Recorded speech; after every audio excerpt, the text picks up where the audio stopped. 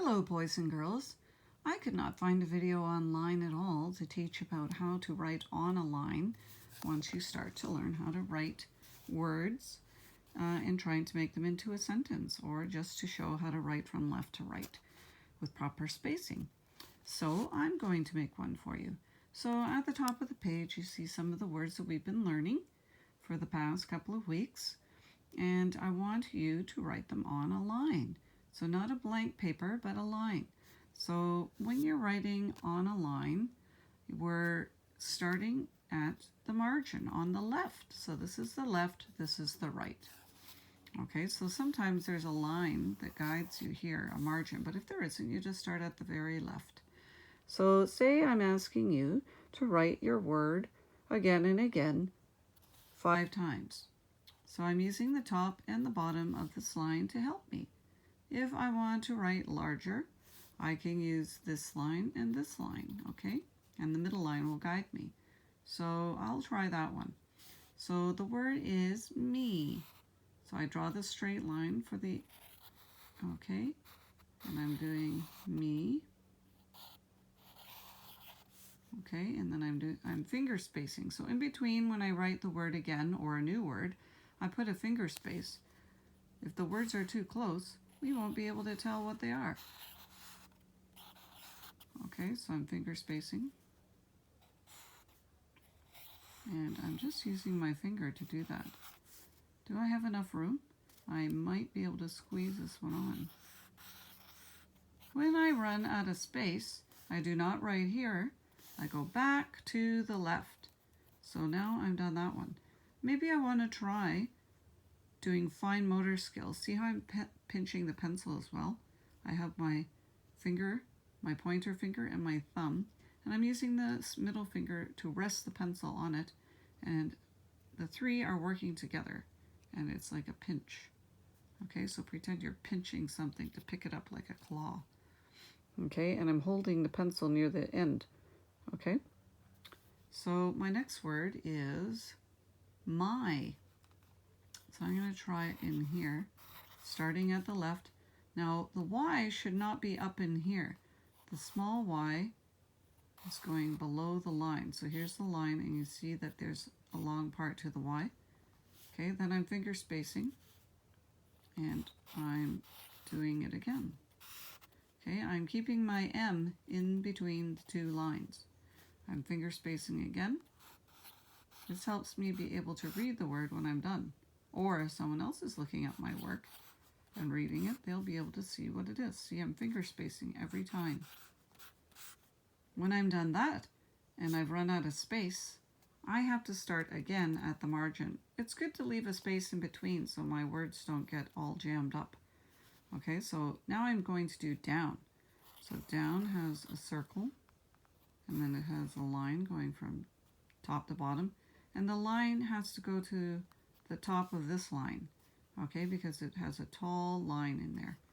So down, and I'm keeping the rest of these letters within these 2 lines. They're not going into this one or that one. Only the tall letter stick will go there. I'm finger spacing.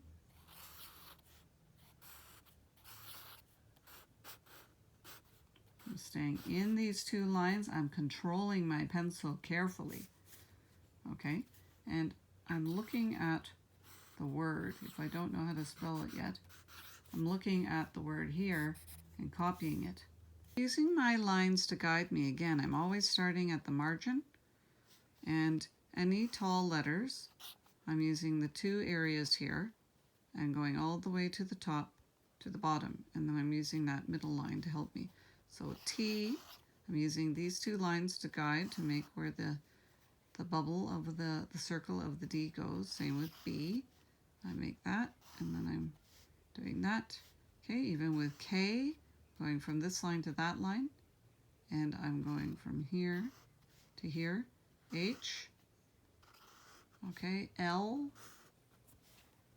okay, and capital I. Even with capitals, I'm using 2 lines, okay, to guide me. J, I'm using this middle line in here to guide as well. If it's a lowercase letter, and it's below the line. I'm using this one to keep the main part of the letter. Okay, and then I'm going down. So J would be going down. I'm not going past this other line, making it too huge. I'm using these lines to guide me. Okay, so P, Q.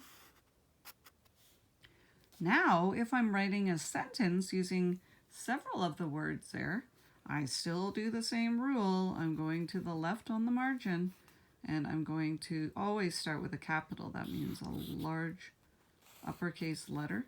So I'm using the two lines. I'm starting at the top of this line because it's a tall letter. The letters of each word stay close together so people can read what word it is. Then I finger space, and I'm going to write my next word. The cat. Again, I'm only using these two areas. Can, so I finger spaced. Can jump, I finger spaced. I'm going below the line for the J and the P. The cat can jump. I don't have a lot of space here, so I'm going to go back down under here and leave a space and make the D. See, I needed that space to make the tall letter here. Down. When I'm done a sentence, I have to put a period. A period is like a dot, okay? And it tells me that I'm done writing. I'm done. Okay, and if someone's reading my sentence, it tells them to stop reading. The cat can jump down. So here I wrote you, finger space, R, my, finger space, my, good, finger space, there's not enough room, so I go back to the left, friend.